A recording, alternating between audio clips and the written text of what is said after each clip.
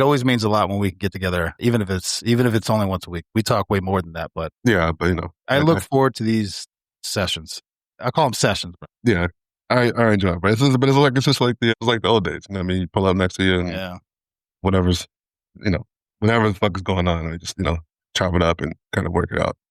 Well, I know there's certain things going on in law enforcement. I don't want to name names, but this is a different thought, and I apologize, and we could edit this out. Mm-hmm. But it's like when you almost see the trickle down or trickle out, maybe is a better word, because all of a sudden you're starting to see multiple agencies all over the country, whistleblowers, things happening. This is what sparked it. I was talking to a detective buddy of mine in Maine about with some of the stuff that's going on in Florida.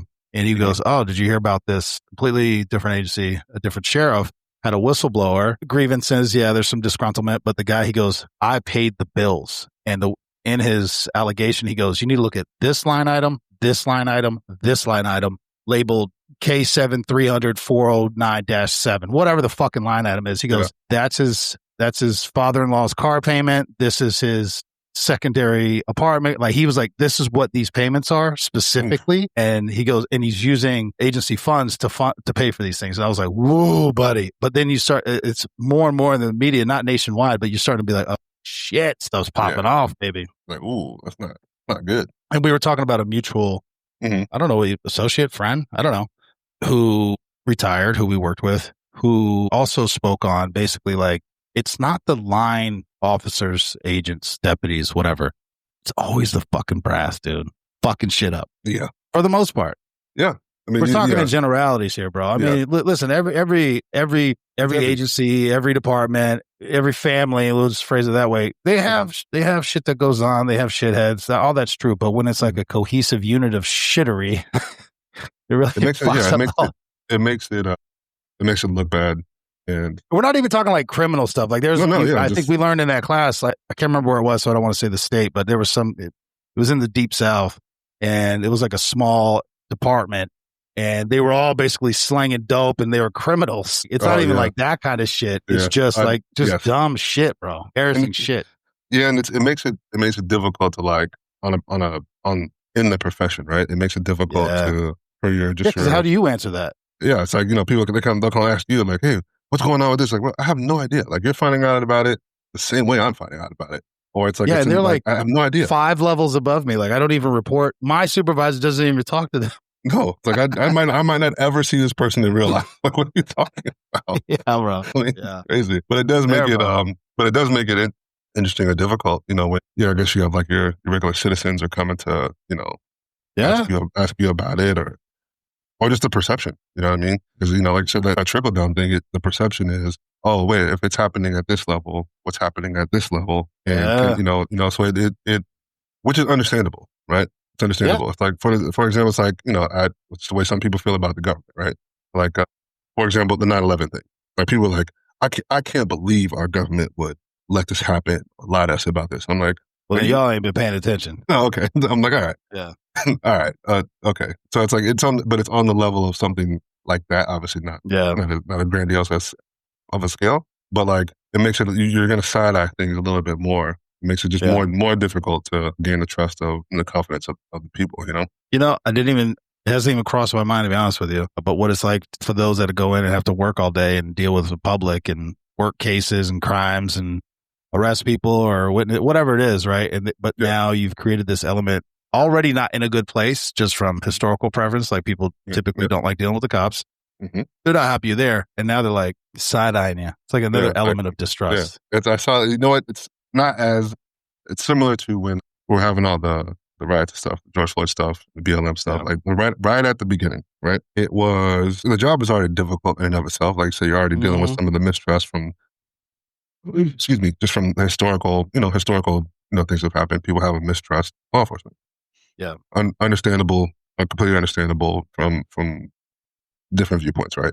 When you have something that's heightened, now it's like, it's not the people that already had it. Now you've added on more people in just a grander scale. So it's like, it was a weird time. I remember that thinking like, man, this is a weird time to be a cop, because now it's, you have your typical, your neighborhoods or people that you run into all the time. They're like, F the police, there's like, you expect that in certain areas or, whatever, right? But when you have like the random soccer mob from fucking, well off to do, part of the city or the county or whatever that you would never really expect that. Like it's places you would normally get, waves from, or like a, hey, how you doing? You get a bird now, hell, so it makes it a little bit more like, oh, yeah, now it's everyone. So, it makes it difficult, but I mean, but again, I don't think anybody does his job.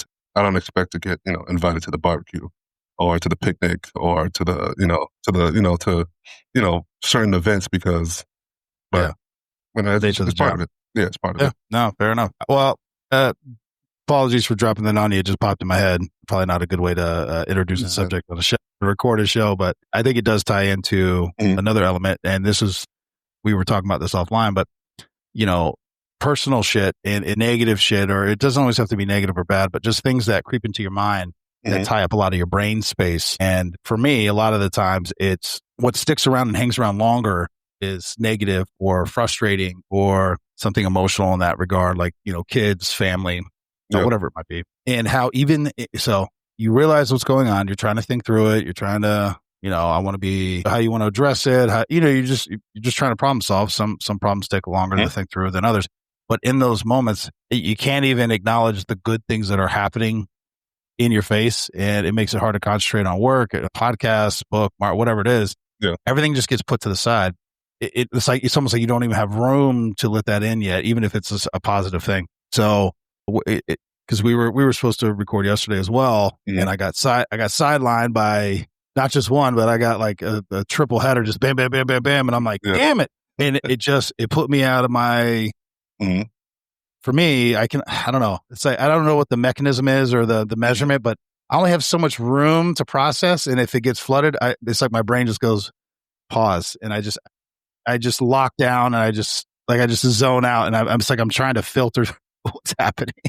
But it's so powerful, man. It's like it's a physical representation of what you're doing. It's like you just, like I would just stop, and I just have to, because it just overwhelms your mind and your senses. And it's like, I have no room to process anything else, period, the end.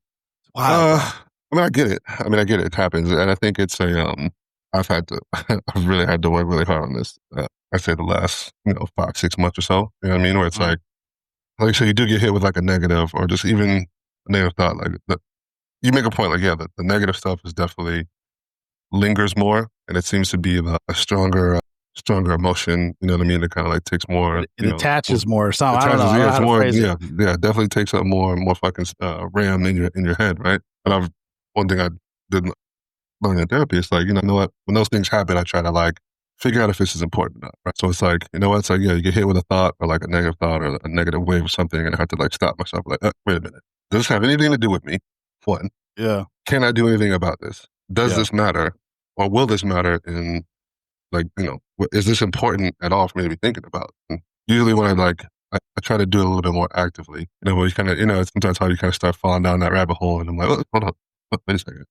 This doesn't even matter. It's like, is it bothering me? Yes. But does it matter though? No, it doesn't. It's like, it has nothing to do with anything. It's not my problem. And it's not my problem. I can't do anything to fix this. Got to kind of like, learning to cut things and just like let them, like just cut it and toss it. But it is difficult. Say a lot, especially when you're trying to do other things like go to work or like country or something else. Oh, dude, like something you really need to focus on. Oh, bro, it is the worst. It is the fucking worst. You know what? We can keep talking about that, but it ties into something else that I've self-realized, I guess, just in the last. Well, this is maybe a few weeks ago though. How self-involved I could be unintentionally. Meaning, BJ, very important to me. Certain friendships, relationship, very, very important to me. And what's going on with you, it matters to me and I care. But what I've realized is when I have a lot going on, work, business stuff, all my children, relationships, all these things, right? It's all of a sudden, it's like, that's all I have the time to consider in a 24-hour period. Actually, this is where I loved our conversation with Mark the other day, because he was talking about how he segments things and he holds to it. I am terrible at that, and if somebody calls me, I figure they need me, so I'll stop what I'm doing, whatever it is, right? Somehow I have to figure out how I'm going to process that, because I'm like, I really enjoyed that aspect of it. Like, 100%. There's a time throughout every day, not just throughout the week, day. Anyway, but how you become self-involved. So it's like, and you start talking to friends or family and you're like, when was the last time I talked to them? Damn, it's been like a month. Yeah. You good? Everything all right? Yeah, man, I'm out here. I got stuff going on. It's like, wow, people important to me, important in my life that I want to maintain. It's like, you haven't even crossed the threshold of my mind in a month because I've just been so focused. I call it self-involved, but in some ways it's like, how do you fix that? Like there's moments in time where it's like, I don't even know how you fix that because there's still only 24 hours in a day. Yeah. I understand. I get that. And that's why, so I know you say this all the time, like, you're better friend than this. I don't think that, right? But I understand that people have priorities and shit that need to get done, right? Yeah. Because I have it as well. And that's why I've really tried to be big on reaching out and doing things when it's on my brain. Like when it's on my mind, like, oh shit, you know what? Let me just real quick send a text. Hey man, think about you. Are you good? And then the other. And then I usually kind of just, they'll get back to me when they have a chance to get back to me. So I don't take it. Yeah. I never take it personally when people like don't reach out like right away. But I mean, I know there's this thing of like, nobody's that busy. And I'm like, it's not that nobody's that busy, right? But it's like, I'm terrible at this, especially when I'm wearing my watch, right? I'll be in the middle of something else. I'll see it. I will acknowledge it in my head and be like, okay, but I'm in the middle of something else. I see that. I've already formulated my response. And then I'll forget to go back. And they'll be like, hey man, I texted you the other day. I was like, yeah, I texted you back. I did not text you back. Sorry. But what I was like, I wasn't dismissing you. I have the thing, but I forgot to. Like, it was like I already processed it in my head and I already responded in my head. I just didn't like hit the send button. So like, sometimes it's literally like I'm like, I gotta be better about that. But on that part, but it's like too into the spectrum. Yeah. Like, I have to be like, hey man, you know, especially when I know people have shit going on. It's like, hey man, I know you got a lot of shit going on. Just shoot you a text, make sure you're good, you know, blah, blah, whatever. Which, I mean, I think goes a long way because at this age and at this stage of the game, I think it's different when you're like in your 20s, you never really have shit going on. So it's like, nobody really has anything going on, right? Yeah. You know, you get a lot of older, like people have, you know, they got, you know, wives, they got children, you know, they're responsible for more shit. So it's like the more responsible people I feel like are for other things, other people, it's like, I don't take it personally. Right? Yeah. So it's like, no, but if you're which I think obviously is a little bit different in relationship too, right? So like romantic relationships, right? So it's like, okay, so you can't, that rule doesn't really apply in that case, right? Yeah, relationships are different. Yeah, that's a little. Kids are different too. Like, yeah, exactly. My kids can call me any time of the day, 1:00 in the morning. I might not answer, but I'll call as soon as I get it. Anyway, whatever. Exactly. Right? But I was like, I know, you know, people that don't know us don't know. We have the system where it's like, you know, it's the double call, right? Yeah. So it's like you call, you know, one of us calls, don't pick up, whatever. Cool, probably just shoot, you know, call and shoot the shit, whatever. It's like if it's a double call, excuse me, give me a second. I need to pick. So this is important because it's, you know what I mean? Code red, shit's hit the fan. Just hit the fan. no, I go, hey, we gotta. I need you. Yeah, this can't wait. Really. So, you know, it's shit like that, but I don't take it personally when people don't reach out. But it's like you said, sometimes things don't have priority in your mind, right? So it's like there's people that, like I said, are important relationships that you think about, care about, whatever. And it's like, man, it's like certain things, it's like, you know, that used to have the level of importance, right? Especially like, we'll just, you know, say like in especially romantic, right? It's like, oh, used to, you know, see this person, date this person, used to be his top priority. And now it comes to a point where it's like, I don't even think about you in the course of a day or like in the course of a week, maybe. It doesn't cross my mind at all. I saw this funny ass thing the other day. And the guy's obviously big. He's joking, man. But he's like, today I thought about you 45 times instead of 4,000 times. You're losing me. You're losing me. You're losing me, baby. You're losing me. Yeah, but I mean, I wouldn't call it self-involved too much. I just think people have shit they got going on. And, you know, bro, in that case, you got kids, you got wife, you got, you know, business, you got this, you got pleasure, you know, you got leisure stuff, you got all these other things. You know, so like I said, when you get to a place where you have more responsibility, and that's why, like I said, talking to Mark the other day, I was like, it's interesting how he breaks his days down into that. Because not that you can't be productive if you don't, you know, but it does make it makes a lot of sense to segment your days that way so that things don't. As long as you can, right? He's in a position where he can. I love that he throws in a nap every day. I'm like, respect that, baby. I respect that. I love a nap, dog. I love a nap. You got to be careful when a nap turning into going to bed, bro. Like, hold on. Exactly. Yeah. No, it's just, you know, again, sometimes things just hit you and you're like, shit, man. what happened? Because I was doing so good or whatever.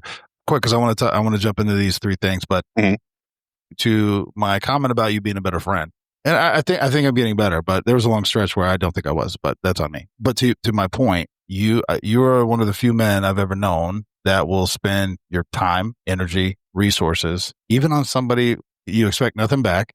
Not that I've ever heard you articulate ever. You don't get upset. I've never actually heard you get upset when you don't even get a thank you. And you do things for people that I'm like, I'm not trying to put people's names out there, bro, but you've done stuff for people that I'm like, why the fuck would you do that for that person? Fuck that motherfucker or whoever. Yeah. You're like, well, because at the time they needed it, whatever. Yeah. It's just who I am. It's my, and it's like, it's my shit. I respect that, bro. Mm-hmm. I'm trying to be like you one day, but I'm like, there's like, I only have so much time, energy, and resources for a small group, but it's just not, dude. It's something to be talked about on occasion, applauded. We don't talk about it every day, but it's impressive, dude. And I appreciate that. Even to my own detriment sometimes, but we've talked through that a few times. Yeah. Bro, don't do that. Don't do it. But and then 2 months later, damn it, I shouldn't have done that. Well, yeah, but your heart was in the right place. Your heart was in the right place, bro. I could help, so I could, so I did. Oh shit! Well, actually, that ended up being a good time to the next rule we're on. Be useful. Be useful. Be useful. Right, what do you mean by that? Right. So I think a lot of the stuff that we've come up with here and some of these rules, right, is more of not more of it, but it's like it's a biological thing. There's I don't know if you could say modern society thing, right? But being useful as a man is very, very important because whether people like to admit it or not, men's value in the world has to be built, right? It has to be earned, has to be built, has to be developed over time, right? And so young men will probably learn this. Again, it's a lesson that a lot of these lessons are things that I wish I knew sooner, right? So that's kind of the purpose of what we're doing is getting it to younger men sooner than later, right? You will learn quickly in society that you're not useful, you're not valued as much, right? In the sense of like women's value is inherent, right? They're valuable already from the beginning. They're valuable, precious, delicate, to be taken care of, looked after, not because they're weak, but because they have value, right? And I want to give credit. I can't remember if it was, I usually give Kevin Samuelson more credit than sometimes. He may have never even said this, but it's a correlation I draw. And he talked about exactly what you're saying. He was like, women are born with intrinsic value day one because they can produce life. Boom, full stop. Like they have value just off the rip. And then you add stuff to it, whatever their attractiveness, whatever it might be, right? It just adds to it. Men are not built that way. The most beautiful man in the world, whatever. But if he's not a provider, secure, whatever, there still needs to be some additional value. It's looked down on. And then you strip that away even, right? And so that's why women at a very early age, and again, I'm paraphrasing, and again, I didn't come up with this, they're desired, they're pursued because they have value. Whereas you'll see men typically not hit that stride till their late 20s, early 30s when they're established in one way or the other, whatever that might be, right? Yeah. You got to prove yourself. Your value has to be, like I said, it has to be earned. You have to prove yourself. Right? So it's like, why would, even just on a biological level, like why would a woman or a partner pick you, right? If you can't really do anything, you haven't shown the ability to take one, at a bare minimum, take care of yourself, or take care of yourself and someone else, and then go even further, you take care of yourself, that person, and then children. So it's like you have to be able to, whether that's you know how to build shit, or and we're just talking about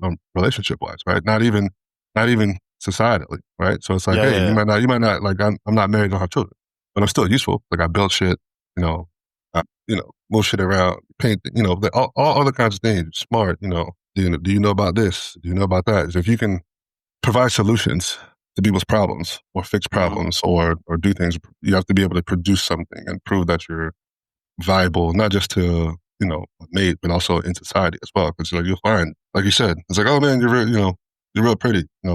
How Jimmy Fox said, yeah, last year she was pretty, like a fawn, like a deer, right? It's like, great, awesome. But like, it's like, but now once you've got like, and even in dating sometimes, okay, now that we've gotten past the shit we could see, okay, great, awesome. We see that, awesome, great. Okay, but now what?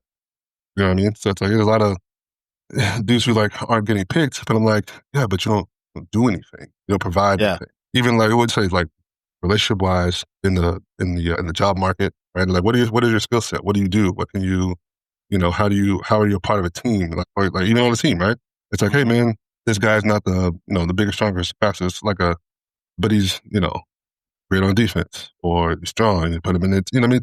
All kind of shit. Like, how do you contribute? How are you useful to the collective team? I think it's very, very important. You have to learn that at an early age. Otherwise, you're going to be way behind the eight ball, way behind the curve if you don't pick that up sooner than later. For sure. And again, it just ties, again, we're talking relationally and just kind of brass tacks here, but it's interesting to me, especially talking to other men, because it's just been a big part of my life, but they're like, they don't value fitness, or they're like, oh, those are just pretty muscles or whatever it is. It's like, again, maybe, but it's the fact that you're doing something hard for yourself, right? Because working out sucks, dude. At least it should, well, in all my experiences, it sucks, but I like the way I feel after. It's healthy. It's good for you. And it's something that typically a partner or a mate is attracted to. Now, you and I could talk offline about, or we have talked offline about, once you get in the relationship, all the things that made them attracted to you, they now hate. You work out too much. You work too much. You do it's like, well, I thought you liked that about me. Well, yeah, but now I'm here, so why you got to keep doing that? Well, hold on, man. I wasn't doing this just so I could get you to come to my residence and then just let it all go. No, fuck that. This is who I am. But it also ties into your work ethic, all these things, right? Mental health, all these other things that come into it. But this is beyond fitness. It's just, all the things that make you you and that are important to you. But you had to learn that, right? And we all went through those phases. And I don't know. I don't want to sit here and list all the negative things and all the crap that people do, but you got to get to a point where you're happy with yourself and you're productive and you're like, this is my world. And then whoever comes into it should add value to it, not detract or undermine. Undermine is a big one. Undermine is a huge. Like if I had a huge drinking problem and then I got over it and I've been sober and I'm super attracted to this woman and she's like, she checks all the boxes, but she likes to drink every night all the time. I'm like, well, why would I do that to myself? Everything else about her is perfect, but okay, well, she's going to suck you back into a world that you are work to get out of. Anyway, things like that. Yeah. 100%. It happens all the time, man. All the time. And we talked about the work with the fitness thing. It's like, again, I think sometimes it's hard. We've talked about it on the show. It's like, I want a woman who, works out with me. Maybe it doesn't have to be as hard. Has all these goals and ambitions and, all this other stuff, but also takes care of me and the home and split the load or what. It's like, that's like three different people in one person. But I would say bare minimum, even if they don't do all those things, they don't try to pull you away. Like if they don't like working out, but they do all the other things, well, that's fine. I'm not asking you to, I'm not making you. I think you should, but don't make me feel like shit because I do want to. At a minimum, don't detract from what I got going on. Yeah. At a minimum, that's an important thing for sure. Yeah, I think that's good on that one. I'm really interested in defend yourself and your circle. Yeah, I wonder what you mean by that. Yes, I mean it's multiple. Assuming it's not just aggro, you beating motherfuckers up all the time. Yeah, no, assuming it's not that, but maybe it's more than that, right? At a base level, right? At a base level, at a on the nose level, if you will, right? Yes, of course, be a defender, right? Of yourself and of your circle, right? So it's like, you got to be able to, like I said, a lot of these things are based off, you have to be able to take care of at least you, right? So if you're pushover or if you're not, then not even necessarily like physically the strongest, right? But to be defended, like don't be a pushover. Like don't let people walk all over you, stand up for yourself. Be a man, if you will, is important, right? On just the physical level in of itself, right? It's like no woman's going to want to be around you. So I would joke when I was training, I would joke with my boy at the time. And I'm like, it's like, what are you lifting for? Or like people actually like, what do you know? Why are you lifting heavy? Or what are you doing? What's your purpose for what you're doing? Why the thing that you're up. And I'm like, it's like at a base level, bro, just make these women feel safe. Make them feel safe. I was like, no one's gonna want to be around you as pretty as you may be, or whatever, or even being useful, right? So it adds on to that, right? No one's gonna want to be around you if you don't make them feel safe. Even on a physical, right? So there's that part, the physical part, right? Yeah, but then there's the confidence thing too, right? The way you hold yourself. But you don't have to be bench pressing 500 pounds and all this other shit. We make fun of runners, but whatever. Right? My point is this: you could be a runner and all that, but it's the way you carry yourself, and it's like it's one of those things. Like you might win, but you're not gonna feel like it. It's gonna cost you bare minimum, right? Not just exactly. So it's gonna cost you. You gotta have some fight in you. You know what I mean? But even on that aspect, right, the physical aspect, even if you're around other men, it's like, man, I don't have to worry about you too. Yeah. You know what I'm saying? It's like, damn, bro. Now other men are looking at you as a liability, and you're not an asset to the team or to the group or whatever, right? Yeah, for sure. So it's like, not to say that you're just like a woman, but it's like, if I have to I don't want to have the same level of when any woman who's around me, right, in my circle, not just the woman that I'm dating or I'm we'll get into that another thing. The woman I'm responsible for. Yeah, right? Fair enough. Yeah. Okay? But if the other women are around me, it's like you kind of draw them into the circle of protection, if you will. While you're around me, I'm responsible for you because if your husband or boyfriend went to get to the bathroom or whatever, like you now fall underneath this wing. You know what I mean? In the moment while he's not around, you're underneath this wing of protection because that's my boy. You fall under that. If he's not around, it's my responsibility to make sure you're good, right? But the defending part also is when I'm not in the room, right?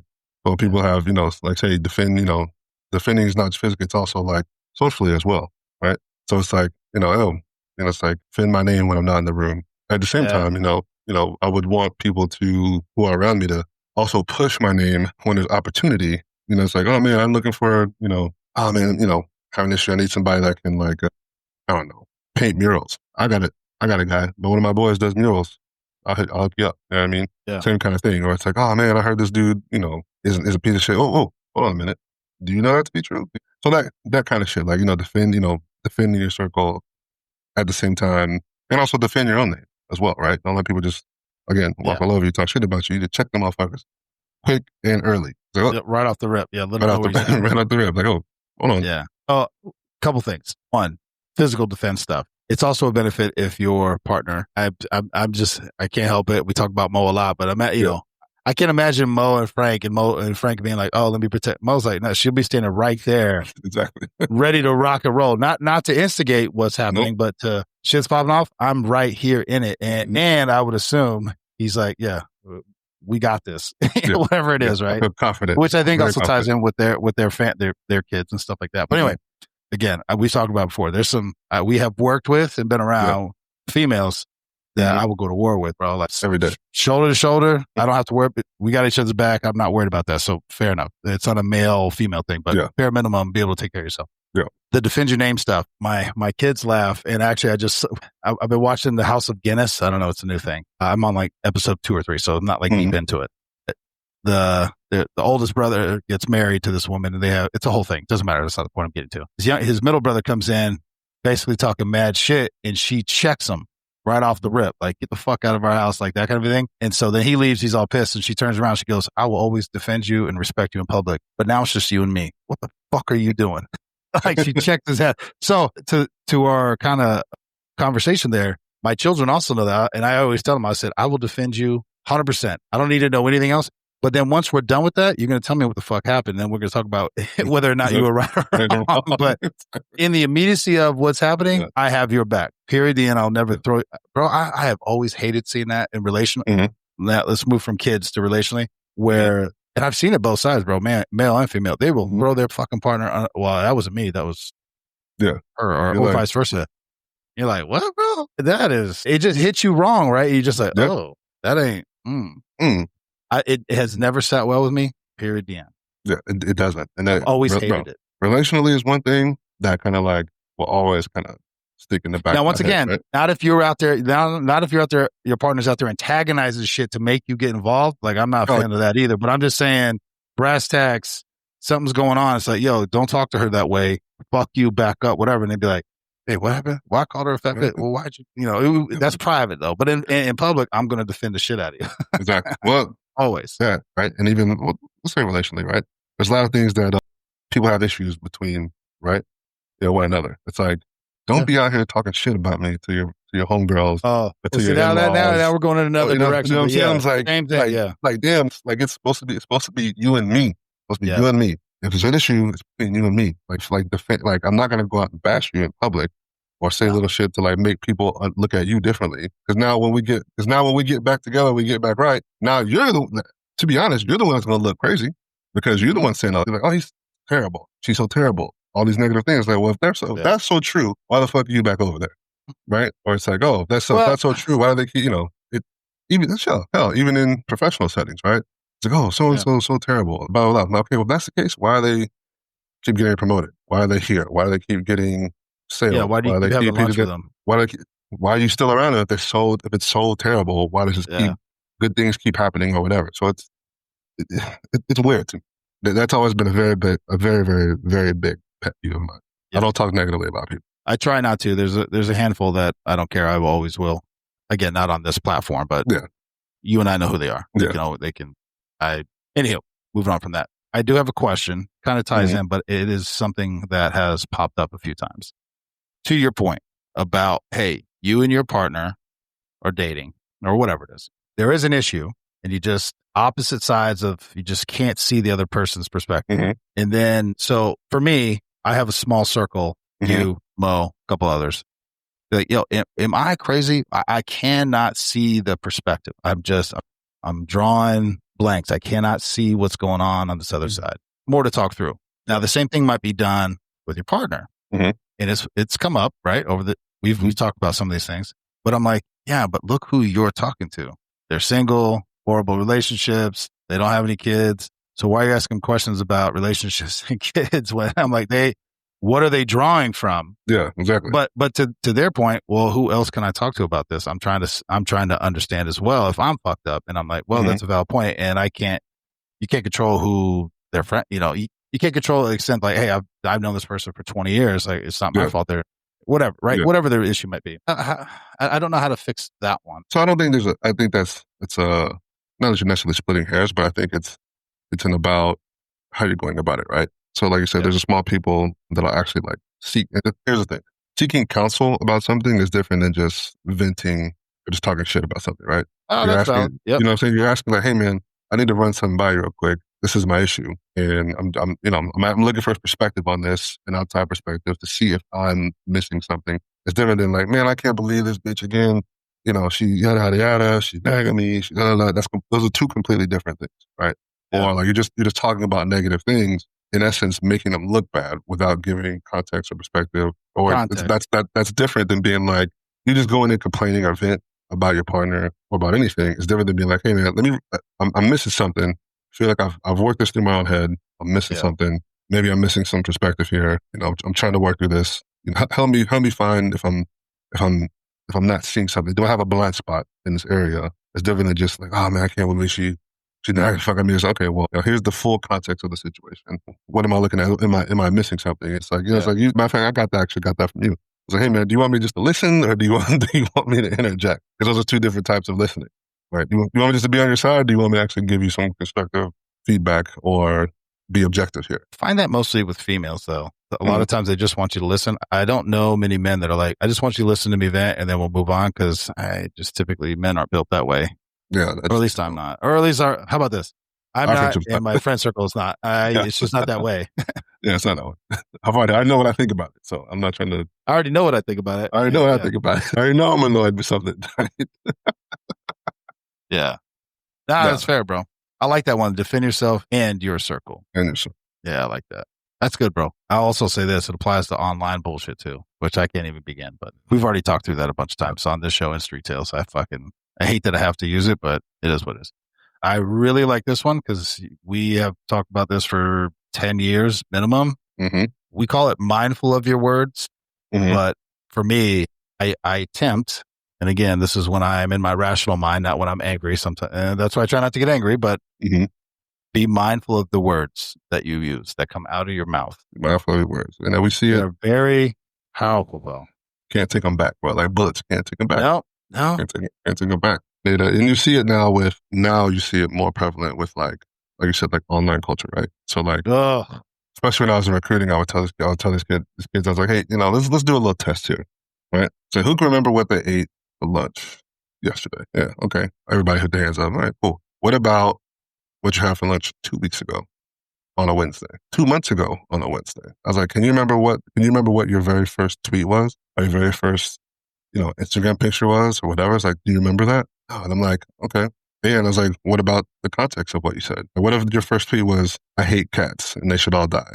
Was that a joke? Was that did you really mean that? You know what I mean? So it's like, we're looking at in the digital age, we're looking at where I guess you call it cancel culture, where people are like going back to be like, oh yeah, but remember that one time you said blah blah blah, and now you have to go back and like explain and do whatever, right? So it's be mindful of words in that sense, right? Because you're gonna have to give an account for what you say at some point, right? Whether it's whether what you believe in at the end of times, you have to give an account for everything you said, or if you said something about a person, right? And this is where we talked about this before. People don't like to be wrong, right? Don't have the ability to be wrong because and I have to go back on my words and admit that, ooh, I said that. Yeah, I was wrong about that. I have to give an account, right? But I wish I wouldn't have said that. Yeah, wish I wouldn't have said that a lot, right? So, on that sense, then you have your just in relationships, right? Friendship, business wise, relationships, like things that you say you can't take back. It's like they do that thing in court where they'll blurt out, blah, blah, blah. Like, they're going to say, strike that from the record. You can't unhear that. Mm-hmm. Can't unhear that. You know what I mean? So it's, I think being mindful of your words is very, very important. And I usually tell a lot of, young guys that come to the office and girls, right? I said, there's one of the three major rules I tell them, right? It's like to keep yourself, I was like, one, it's like, don't say anything negative about anybody at the fucking office. I was like, you never know who you're going to work for one day, who you're going to work with one day, who knows who. Very important. Who knows who overheard you say that. And I was like, be careful about what you are saying. I was like, words, again, I'm blanking on the Bible verse, right? But power of life and death, the power of life and death are on the tongue. Is in the tongue, from the tongue, right? I was like, it's very, very, very, very important to be mindful of what you're saying out loud, right? For sure. Yeah. I'm looking it up. Looking it up, yeah. I was like, I'm drawing a blank on the, and it's Sunday too. I feel bad about that. That's the one I reference all the time now. I'm drawing a blank. There we go. Power of the tongue. Here, hold on. Boom. Proverbs 18:21. Death and life are in the power of the tongue, and those who love it will eat its fruit. Let's see. Keep your tongue from evil and your lips from speaking deceit. There's a lot, actually. Yeah. Words matter. Long story short. Words matter. Let's tie it into relationships too. One, that's good advice, BJ. Also, this is the other thing. You remember what you posted a year ago on a Wednesday and what your friends commented. Oof, because that's wild. So you're friends with these people? Exactly, right? So good. But relationally, and this is where, for me, and again, this is why I say when I'm not upset, and this is why you should also try to control your rage and emotions and not speak when you're full of rage. Listen, shit, or sad, whatever. My kids constantly remind me of things that I've said over the years that I was like, I said that? Yeah, you said it a few times. Well, I'm sorry I was in a different place. Yeah. Well, I'm sorry. Now I'm saying I'm sorry. I'm saying I'm sorry now. How much I helped you. But relationally, especially in moments of intense conversation, shall we say. But also, funny enough, dude, actually, I was reading a book a few months ago, relationship book, and it was talking about nicknames for your partner. We all have them. Babe, sweetie, whatever. There's some fucking derogatory ones out there. I was like, people call each other that shit? And there could be some funny ones. I was looking, there was a post, this female posted, she goes, this is what my boyfriend, he calls her testicle. I have no idea where that comes from, but I was like, what? But yes, even in the nicknames or what you would deem your love language, these are power that plant seeds in their brains, right? Bro, he calls it, he goes, thanks, testicle. I'm on it. I'm like, what? It was some random post, but it's just funny that I was reading the book and it's something like that. Again, phone's always watching, always listening. So, but also and this is why when you're having, especially, I'm trying to format my thoughts here, because when you're having an important conversation, TV should be off, phone should be down, you should be locked in. I will also say, if you're the partner trying to have this conversation, you need to say, hey, this is important, and can we need you to lock in? Yeah. I can't tell you how many things that I've said or agreed to or didn't agree to because I was watching the game or I was scrolling or I was doing something. I didn't realize at the moment we were having some sort of very important conversation. It wasn't penetrating the thick skull of my mind. And I do that with my kids, where I'm trying to have some serious conversation and they're just distracted with whatever they're doing. So create an environment where that can be known to be important, right? Yeah. Don't just try to, oh, hey, babe, we're going to go see my mom. While we're right in the middle of watching the Super Bowl. It's like, that's cool.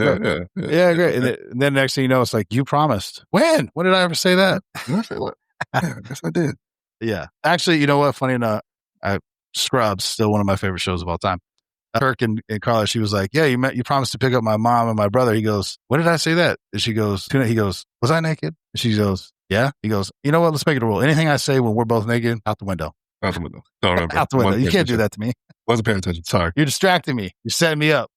Exactly. But so to me, powerful of your words, it's not just the words that come out of your mouth, which are important. That's why I try to be very precise and specific with what I am saying, because there's a difference between I'd rather not do this, but if it's important to you, I'll do it, as opposed to this is a hard line in the sand. I'm not doing this. I don't like it.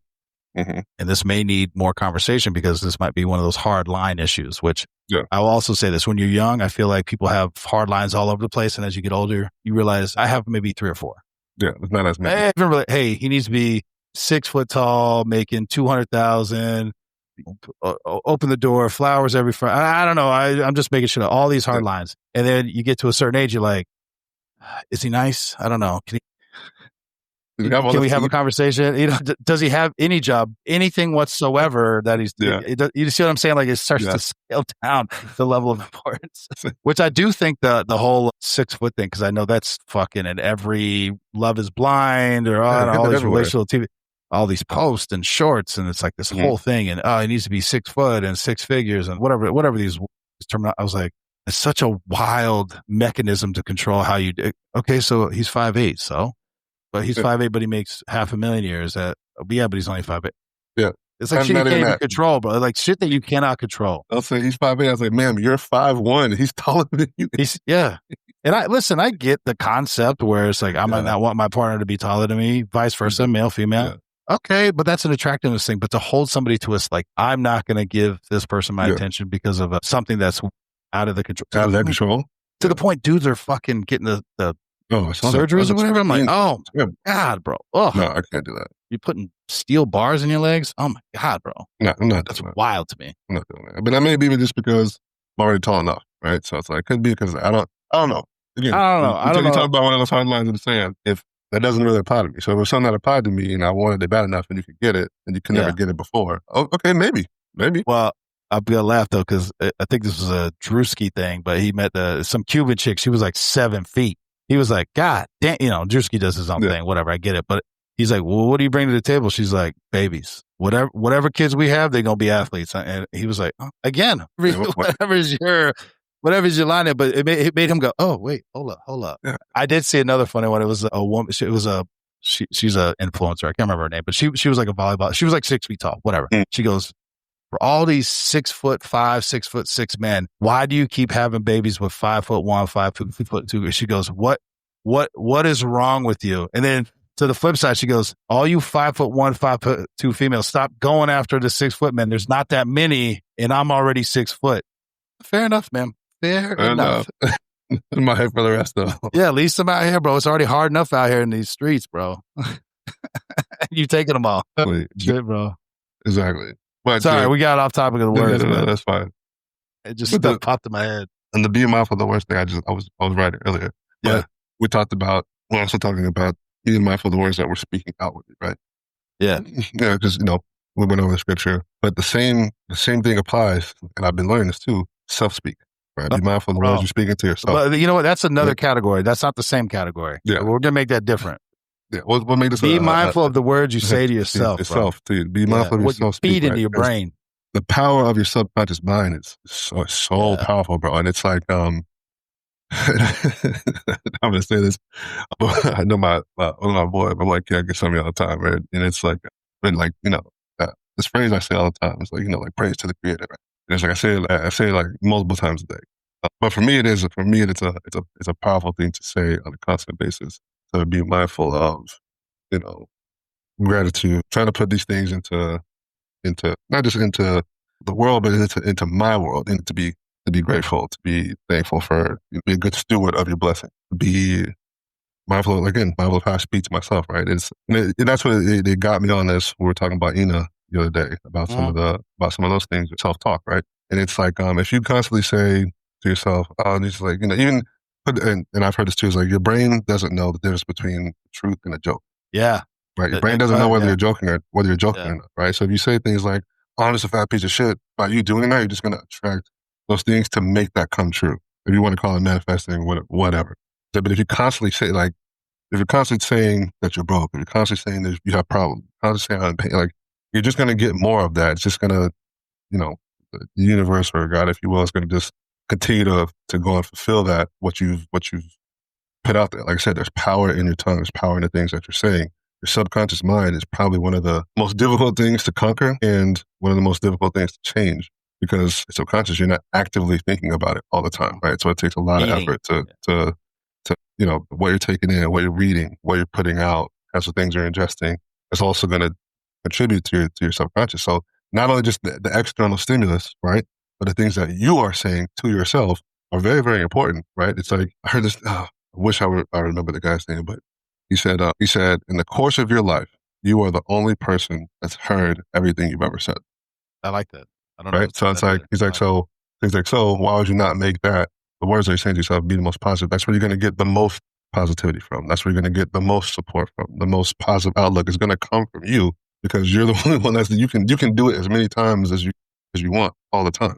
So it's really, I think that's probably more important than the outward things we're speaking. No, for sure. And I just found a couple other verses. Let me just read them. But I want to touch on. I have a question or a thought, I guess, posed as a question. James 3:8. But no man can tame the tongue. It is a restless evil, full of deadly poison. And then Psalm 34:13, which I think more ties into what we're saying than 18:21. But keep your tongue from evil and your lips from speaking deceit. It's all true. Doesn't cost you anything to be nice or respectful. Proverbs 10:21. The lips of the righteous feed many, but fools die for lack of sense. And then Ecclesiastes 10:12, the words of a wise man's mouth are gracious, but the lips of a fool will swallow up himself. Which, bro, we all know that as a thought. Stop talking. Stop talking. Dumb. Bro, one of the best things you could do. I know we joke about this all the time. It's like, or you could shut the fuck up. Shut the fuck up. Be quiet. So this is the thought that popped in my head. This is another conversation with my children, right? Because it's talking about how you speak to yourself. This is a real thing, especially, well, I think it's for everybody, but I don't know. I see it a lot in teenagers today. I don't know what generation that is, whatever they're called. One, because they feed themselves so much bullshit. And I think there's starting to be sort of an understanding that it is bullshit. It's either AI, fake, or whatever it is, but it's so fucking negative. Like that is what spreads. That's typically what goes viral. It's never like a positive thing. So it's negative. And then how you talk to yourself. And my son and I had this conversation a few months ago, but us talking about it has reminded me of it. Talking about how you talk about yourself. And it also ties into how parents talk to their children, right? Yeah. There's a balance between being nice to yourself, positive and encouraging, and also lying to yourself. You could say, I'm the most fit I've ever been. I'm the smartest I've ever been. I am successful. I'm crushing it. All the while you're 400 pounds, you've never gone to the gym, and you're still living in your mom's basement, and all you do is eat her cooking. You're lying to yourself, right? So there's a balance between being nice to yourself and kind, but also having that truth. And I think that's where I can look up the verse, but it's that iron sharpens iron. So you need someone. This is another part. You need someone who you trust or who has, I don't want to say earned the right because it can come from anywhere, but be careful of who you allow to sharpen you, right? Yeah. That's a hard thing. Yeah. Well, it'd be like me going to tell some guy, hey, your life's fucked up. All your choices are wrong. And this is where you went wrong. It's like, bro, I don't even know you. That's not going to be received well. It's not going to be received well. As opposed to, hey, bro, I've known you for 20 years. This decision, whatever, the way you say it, all these other things, preamble, all the other stuff. But there's that balance. And so I pose the question to you, have you ever thought through that as, be kind, be nice to yourself, but also don't lie to yourself? Well, I mean, we talked about this on the episode with Mark the other day. I said one thing I don't do is I don't lie to myself, right? Conversations that I have with myself are very real because you're talking with myself, right? But are very realistic of the situation, right? But that also allows me to, as I was saying earlier in the pod, is to be able to be like, does this matter? Is this important? It allows me to be able to do that and cut certain things from my thought processes. I don't need the extra noise. I was like, cut this. Yeah. But by being real with myself at the same time, it's like, damn man, I really fucked that up. Played that wrong. Wish I would have played that differently. What could I do differently? How can I not make that mistake again? Does this align with who I want to be? Is this in line with who I say I am? Right? Because a lot of people say, like your character is, how's it go? So your character is, people's words give you light on who they wish they were, and then people's choices tell you who they actually are. Right? So it's like trying to, I guess, balance both of those things. This doesn't really line up with what I want to be going forward. You have to be honest with yourself to be able to say, hey, this thing is yeah or nay. This thing is good. I'm going to keep this. I'm going to toss this. But you have to, like you said, you have to be honest with yourself to be able to do that to a point. Last thing I want to throw out there, because it was a conversation I had with Lil Barkowski. Mo and I did on, again, this was Street Tales, but I want to throw it out on here, and maybe you and I could talk through this a little bit, because you have an entrepreneurial spirit. Mm-hmm. And one of the things, so Lil, and she's a fascinating person. She's the publisher that helped publish Street Tales Volume 1, but she has been a creative since like 13 years old, where unbeknownst to her, she was actually ghostwriting for her fellow students, where they needed help on something. So she was writing stuff for them. I'm not going to say it was, we're going to call it ghostwriting. We're going to call it ghostwriting, but she's been doing it for a very long time, and acting and all these other things. And what she did is she said she never had any other passion to do anything else. And so she created this life for herself. And now she's, well established, they're publishing 4 to 5 books a month, and she's ghostwriting 4 to 5 books a year. She's also very direct. She's like, yeah, I'll ghostwrite a book. You got 25 grand? I'll do it. Whatever it is. She's just like, this is what my time and this is my value. Okay. She's like, I've ghostwritten some bestsellers for people. Not in my name. And, I didn't either, bro. I didn't know you could do that. Okay. She ghostwrote a fiction book, and all she had was a 2-sentence idea. And the idea was like, a sister died and her sister finds her journal, and her dead sister writes to her from the grave, and she was murdered. Write me a book. Didn't know how she was murdered, all this stuff. But anyway, constant point is, she did all this. Yeah. That's turned into publishing, editing, website development, all this other stuff for funsies. Because I was like, well, what other jobs do you have? She's like, that's it. I was like, you write screenplays, you direct theater, you coach actors, you coach other playwrights, you throw festivals. She goes, oh yeah, well, I don't really make money for that. I was like, yeah, well, you do all these things, right? These are monster to me, like consumption of time. She's like, yeah, but that's fun. But she's calling it newpreneurship. Mm-hmm. I'm going to release the episode some point next week, but again, she just has her prices. She's like $1,500, and if you're law enforcement, it's $997. She goes, it just sounds better than $1,000, so that's why she did it that way. It makes me laugh. But she's like, we go through what it takes to start a business. This is what I want to talk to you about, because you've done a few of these things, and sometimes you did it because you had experience in it. Sometimes it's like because friends, whatever. But you kind of went for it. And my perspective on it was $1,000 is such a low entry, in my opinion, low entry cost to learn the skill set or the thoughts and ideas on how to develop a business. But also, and I think just as importantly, you're not ready to start a business, because how many people have thrown, we'll just say 10 grand, but I've known people who threw a lot more money than that. And they were like, oh, I wasn't ready for this. And they lost all that. Yeah. So it's like $1,000, you can figure it out. But also what I liked for her is it's very attainable, right? I mean, she's making a very good life for herself, but she's like, a lot of these entrepreneurship books and stuff are written by like Fortune 500 CEOs with, billions of, all this other stuff. And it's like, for someone who's just retiring or thinking about, passive income or something like that, that's a lot.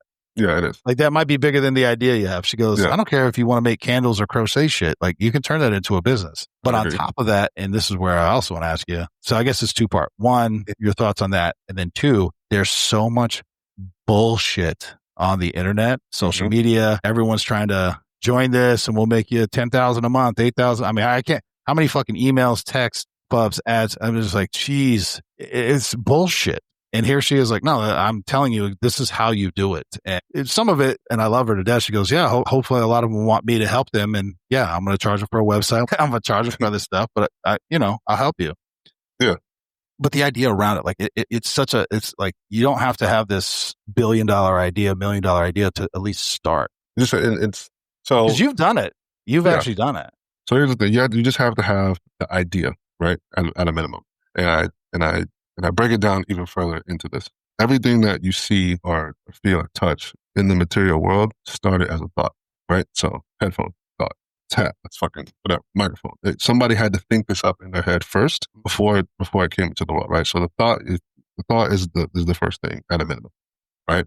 I think what's great about what Lil is providing is a realistic view as to what it takes from somebody who's done it multiple times. And say, hey, and lay it as like, hey, these for some people, you just learn by, you learn by doing, right? We all still learn by doing, but some people have had made a lot of mistakes on the road to break down this process and refine it, right? Yeah. So to have that a more refined process from the beginning, to see what it actually takes. No, like I said, $997 is a completely different than and having the idea and the full scope and the full vision of something, right? It's completely different than 10 grand and not knowing what the fuck you're doing. Right. But if you got the 10 grand to throw away and make the mistakes, then by all means go at it. But why? But why if you don't have to, right? Yeah. That's my point. Save that for marketing, because let me tell you something. That's the biggest cost. No matter what you're thinking about doing, that's the biggest cost. Yeah. I think the biggest thing is what she's providing is this point. People have an idea, say, oh, I want to, we'll just say, for example, I want to be a millionaire. Okay, well, actually, that's very broad, right? I want to be a power lifter, right? Okay, cool. And I forget this guy's name. It'll come to me, I'm sure it'll come to me as soon as we're done with this. But he's a club, and he coaches. He's a very, very, very well-known powerlifter himself. So he's into the coaching part now. He's like, I can give you the exact workout plan and form. He's like, but I guarantee you, there's about maybe 2% of people that will actually do everything that's on it and fill it out every way, because it is difficult and it's painful and it's hard. It's like, so it's like, that's where you weed out the people. And I'm like, and that's what I've always kind of tried to ask myself is, okay, when you think of something, think about what else is going to come along with that. What does it actually require to get this? Not just, I want to bring a new car. Okay, well, that's going to take some steps. So you have to we're thinking about the steps it's going to take to acquire this. To acquire it, what I'm going to have to do differently than what I'm doing now. I don't have it now. So if I was doing what I needed to do to get it, I'd have it already. So, what's it going to take? What am I willing to change? What's it going to take to maintain this? Are all things that you're going to have to ask you, that some people don't have the thought initially, right? The idea, they're not going past that part. So I think what she is providing is a good thing to kind of be like, oh shit, this is a great thought, but maybe I don't have the bandwidth or the want to actually see it through all the way. And that's why, they say what, So one of the examples, and again, the coaching is apparently a big industry that I'm not in, but I get what's happening. But there was a lady, she was top of her game. She was tired of the corporate life, and she was a friend of Lil's. And Lil's just like, well, you have all this experience and all this knowledge. Why don't you coach people? And she's like, I don't even begin to know how to do that. In their, because most people's minds, it's like, I've been doing XYZ, let's just say 30 years. You know what? Let's take Sergeant Major Dave Devane, baller, crushing, like 34 years, recon sniper, all this stuff. He has all this experience. He's not the one I was talking about. He's living just fine. He's crushing. But let's just say he decided, he goes, man, I want to start coaching people. Well, he might be able to take like a military view on it and like workbooks and training and methodology and all that, and then create a business, and then you got to charge for it, right? And this is the other part. So back to this other lady. She's like, I have no idea how to even begin to structure that. And she goes, well, I'll help you. This is because she does coaching. She goes, this is what I do. And she's like, all right, I'll try it. So she started off, it took like 6 months. She got 2-3 clients. And she's like, well, my time, I mean, if I'm going by what I get paid, it's $5,000 a month. That's my time. Well, she got 3 clients. That's $15,000 a month. She's like, oh, maybe I can. She's now making something like $250,000 a month. And it's fully removed from and now she makes her own schedule and she does what she wants, but she's now coaching, and that's what she does. From an idea, from a thought that was like, I want to stop doing this. I'm miserable. I hate it. Well, why don't you use what you've learned and coach the next generation? I have no idea how to do that. All right. Well, this is how I do it. And now, 1, she's probably more successful than she was as an executive or whatever the fuck. And 2, she does it on her schedule, bro. It's her time. It's a beautiful thing, bro. It's a beautiful thing. Yeah. Well, that's why this life coach thing, this makes me laugh. This life coach thing is like, yeah, but do you have a life that I want? Sure, whatever. Yeah. We all going to be rich. Yeah. Yeah. We'll be good. Yeah. I'm also reminded of the Wolf of Wall Street. I can't remember the character's name, but he's like, you make $70,000 a month. He goes, bullshit. Show me your fucking paycheck. If you show me a paycheck where you make that much money, I'll quit my job right now. I'll come work for you. And he's like, oh. Boop, he goes, all right, hey, yeah, I'm quitting. I'm out. I'm doing what this dude's doing. Yeah. Wild, bro. Oh, yeah. I know, the pyramid shit. Anyway, Lil's not that, and that's why I love her for it. And she's like, yeah, I'm not charging 10, 15, 20 grand, all this other shit. She goes, I just don't do that because it doesn't feel right. And this is what I love about her. She probably could be doing all these things, but she's like, I'm happy with my life. I'm good. I just want to help other people. And again, like I said, It'll generate more business for her too. Hey, I have this great idea. Great. You need a website. We can do that. Of course. Of course. And I'm like, but dude, that's what I love. I love about it. And I love something I learned just talking to her whenever we speak. She's like, cause she's just very blunt. Like it's on her website. This is how much we charge and this is how much I charge. There's no discussion. If you want something cheaper, go find something else. She goes, it takes a lot of work to do this shit. And so this is the cost. And I'm like, I got to get better at that. This is my price. You want me? This is what it is. I love it, bro. Oh, well, dude, she talked about it on the show too. She goes, yeah, we actually are. What I also like about her is if you're a fucking asshole, or in this case, it was a female asshole, she'll drop you. Here's your money back. Don't call me again. We're done. I don't care. I don't need your money. Get out of here. Oh, bro. I'm like, yes, correct. That's what we like. Yeah. Cost you nothing to be nice. All right, bro. We crushed it. Love it. I'll see you on the next one.